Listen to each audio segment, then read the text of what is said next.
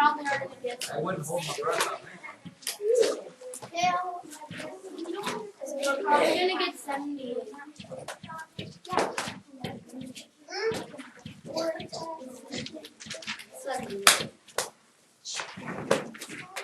Today is another one of those days where I will tell you in my best teacher voice what you will do wrong, and you'll continue to do it wrong even though I told you that.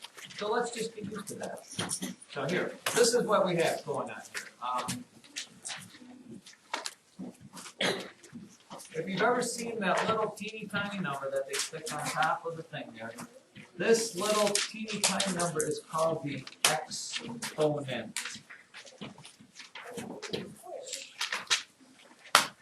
And the big number is what we call the base. We'll get to that change. That is 3 squared, but it's still called an exponent. Exponents are sometimes also known as powers.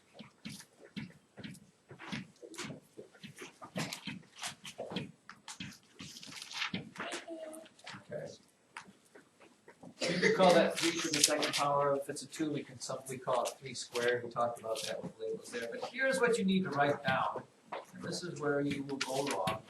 You're 5th grader, so I guess you're entitled to that. I'll write it down. An exponent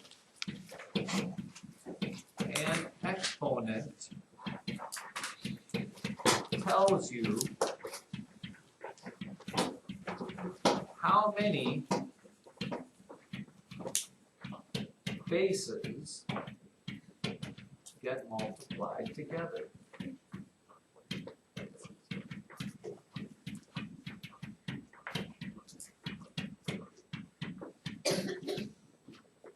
Let's just finish that off with a big explanation. My favorite little bubbles there to make it look fun and exciting.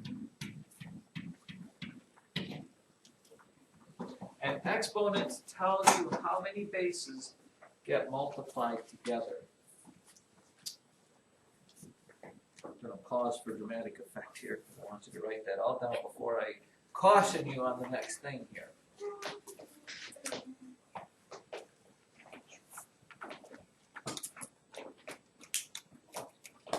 So far, so good.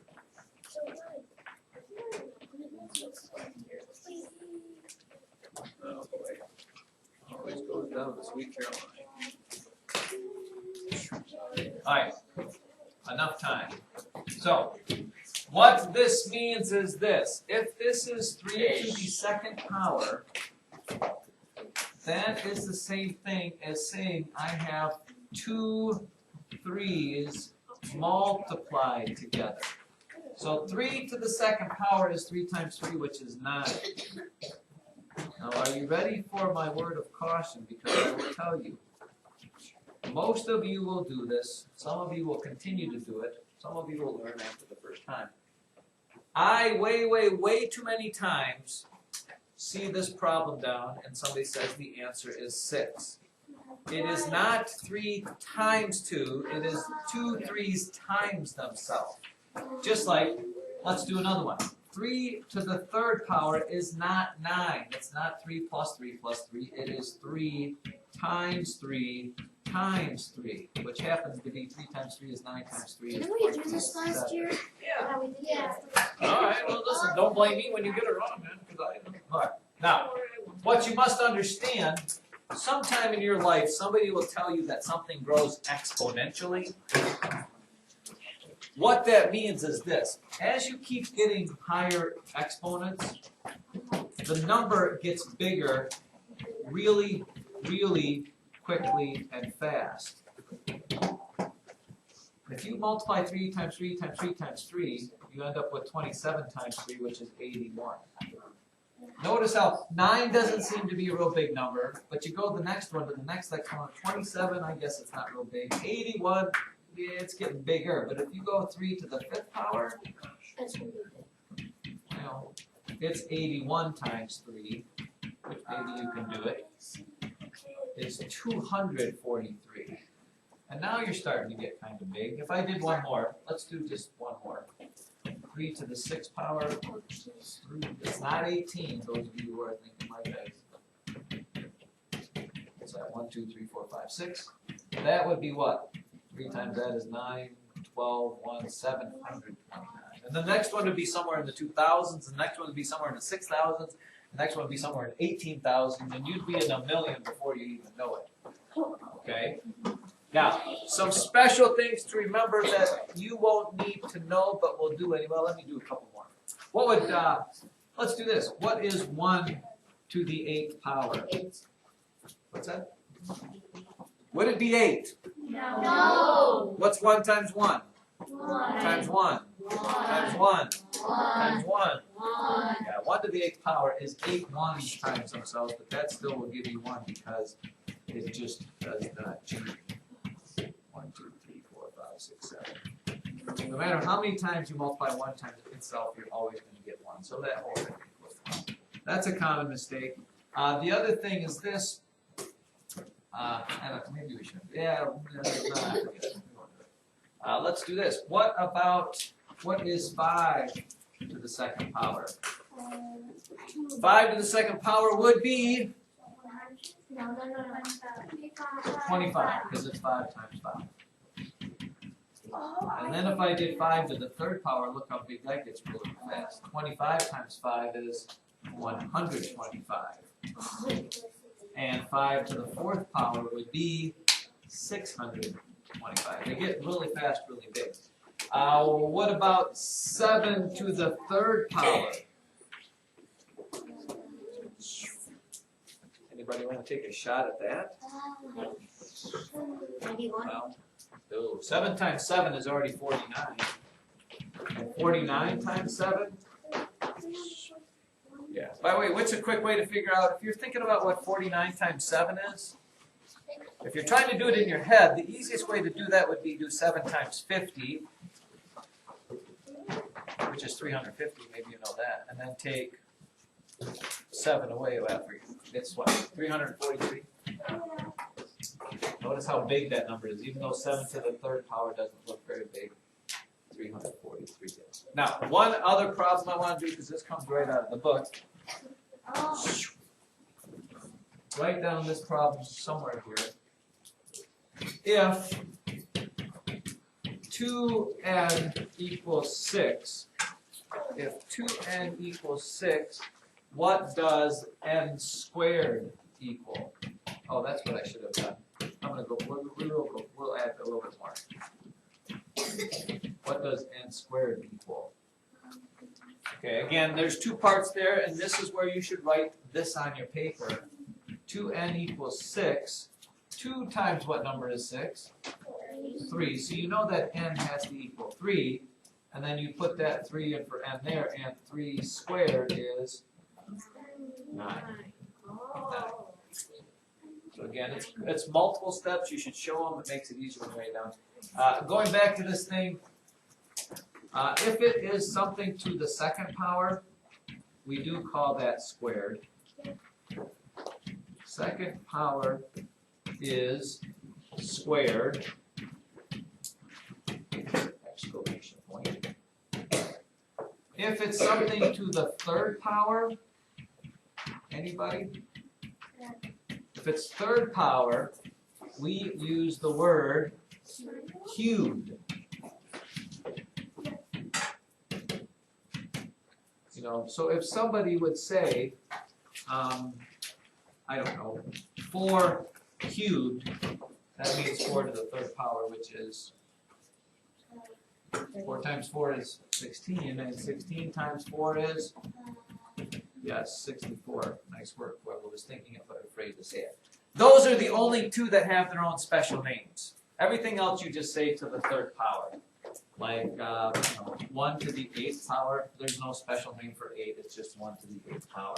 No special name for 7, it's just 1 to the 7th power.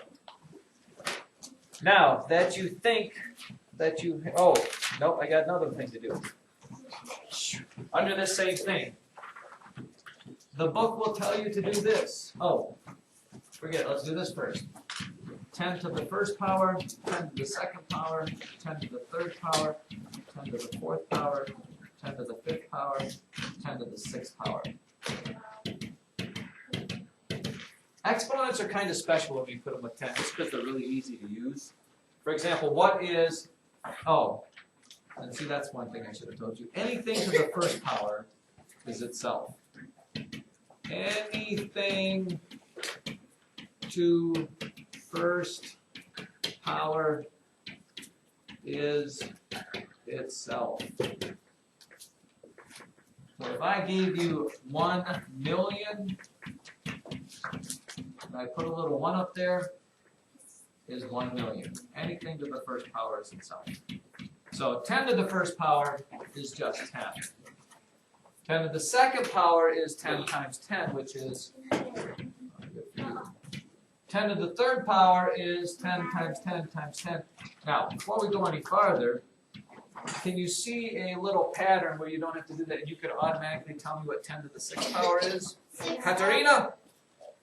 It's 1 million. Why? It is 6 zeros. Right. Oh. Notice one power had 1 zero, second power had 2 zeros, third power had 3 zeros, so 10 to the sixth power is 6 zeros.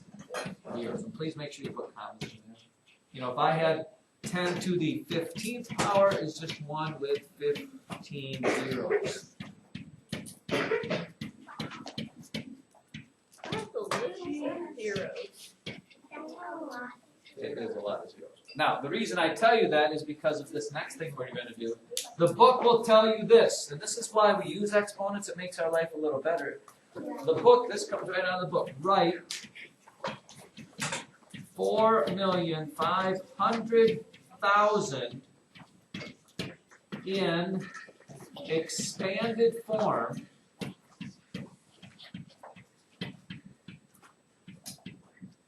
using exponents.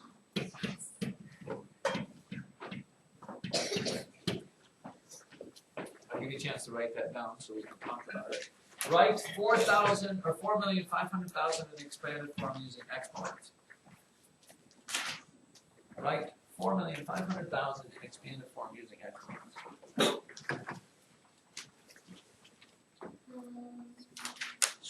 I'm going to get you there.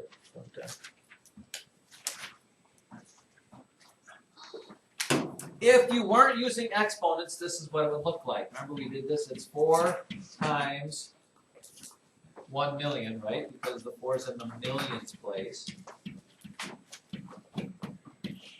That would be in parentheses, plus 5 times, the 5's in the 100,000s place. Which is a lot of zeros to be writing there.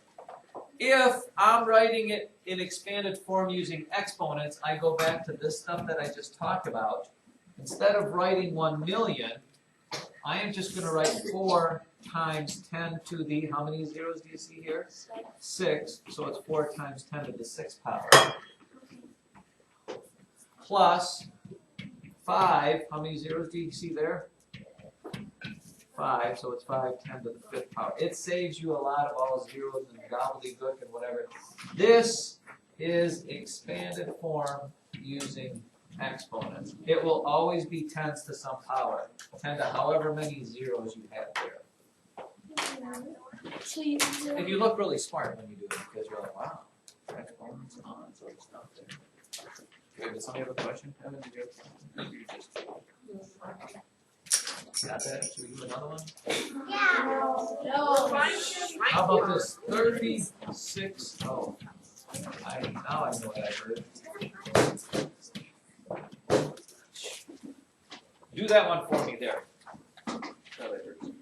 Just turn it down.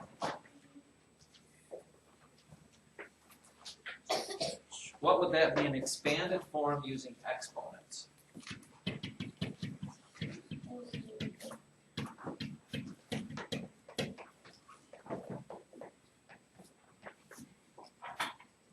Throw it to maybe a helpful little clue there.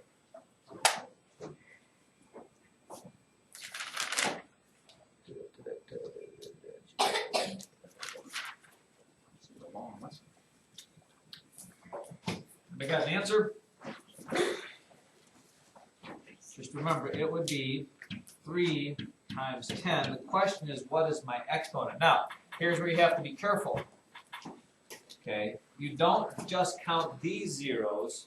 you have to also count that 6 as being a 0 because this 3 is in the 10 millions place, which would be 1 0 with all those zeros. So that is 10 digits after the 3. That's the exponent because when you write it out in expanded form, it's actually 3 times 10 million, not just 3 times a million. Same thing for the second one. What would be the 6 plus 6 times 10 to the... Yeah, there are 9 zeros after that thing. So 6 times 1 million. How many people got that? Sure. Oh, you'll get practice. Now, blank piece of paper. You will. Yep. I didn't do this. They chopped a lot in this whole thing here. On top, write the word roots.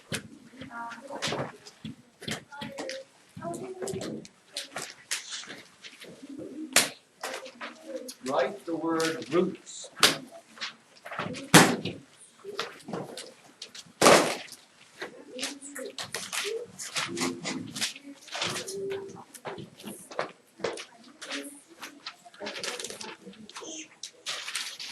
Roots, ladies and gentlemen, roots.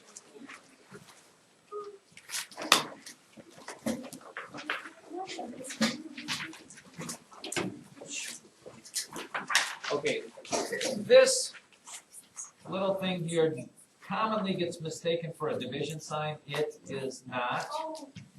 This little sign here, first of all, is called the radical sign, because it's very radical. And I'll just give you this. The thing underneath the radical sign, you'll probably never ever use it again unless I ask it on a quiz. It's called the radicand. The radicand. Radical sign, radicand. Now, a lot of times, because you're fifth graders, they start you out slow. A lot of times there is a number here. When there is no number there, if it's blank, it's supposed to be a 2, but we don't write a 2 there. When there's no number there, this thing is called the square root sign. Sometimes there'll be a 3 in there, but they won't give it to you yet, but later on in your math life, there'll be a 3 there, and that'll be the cube root, or the 4th root, or the 5th root. But if there's no number there, by the way, that no number is, write this down, that is the index number. But you don't have, so you don't have to worry about it, but later on you will, so it's good to put it in your notes so you have it for future references. Now, again, here is where people go wrong, because that thing looks an awful lot like a division sign, but this is not a division problem.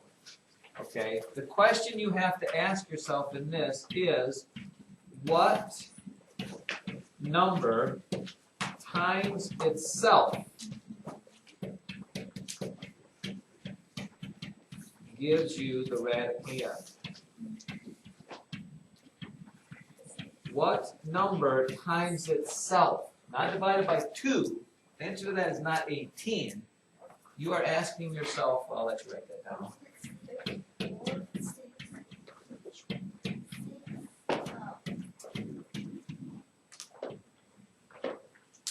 The square root of 36, you have to think about what number times itself gives you 36.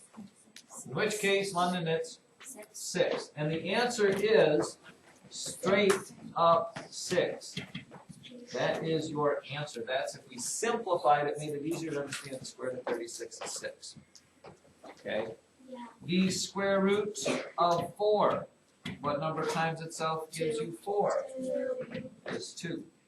The square root of 9 is 3.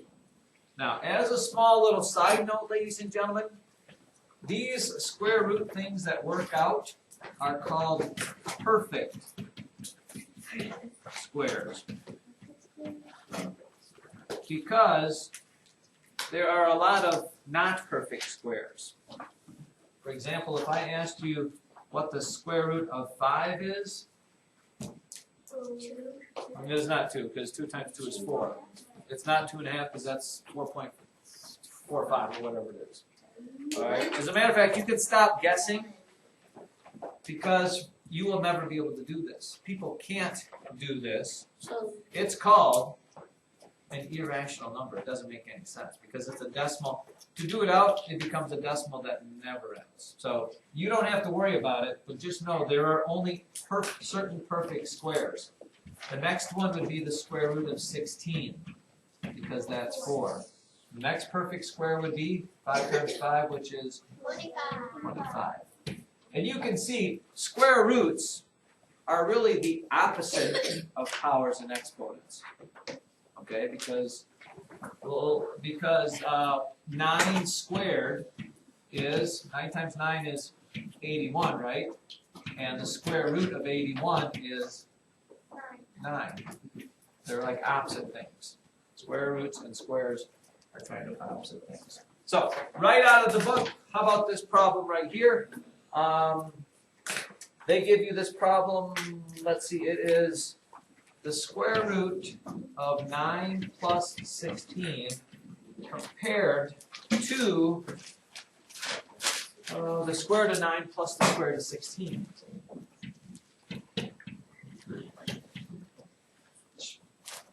Now, one might think that those are equal, and that's why you always do out a problem, just don't look at it.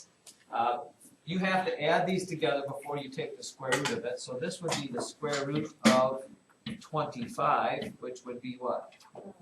5. This one over here, what's the square root of 9? 3. 3. What's the square root of 16? 4. And what is 3 plus 4? 7. So this is bigger than that. And this is why we always do math out. We just don't take things for granted. Let's see what else they give you. Or they might give you, how about this, the square root of 36. How about the square root of 36 compared to, let's say, 3 squared? Again, if you see this problem, you need to write that problem down just like it is there. What is the square root of 36? 6. And what is 3 squared? No, it's not 6. Thank you for somebody saying that, because you're my first example there. 3 times 3 is 9. Don't worry, Caleb. There will be millions of people who will do that, because it's just automatically, it just pops in your head. You see a 3 and a 2, and automatically a 6 comes up because 3 times 3 is 6. But that's not it. That, children, took 20, wait, let's go to 23 minutes even.